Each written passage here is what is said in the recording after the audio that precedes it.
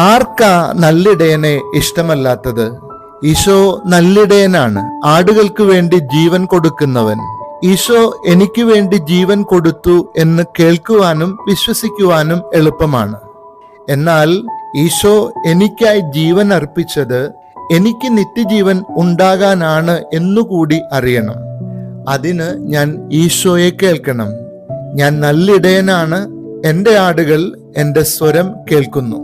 ഈശോയ്ക്ക് എന്നെ അറിയാം, എന്നാൽ ഞാൻ ഈശോയെ കേൾക്കുന്നുണ്ടോ? ഇന്ന് നീ സുവിശേഷം വായിച്ചോ? ഇന്ന് രാത്രി കിടക്കാൻ പോകുന്നതിന് മുമ്പ് നീ സുവിശേഷം വായിക്കുമോ? When was the last time you read the gospel? പ്രാർത്ഥനയിൽ ഈശോയെ കേൾക്കുന്ന രീതി നിനക്കുണ്ടോ?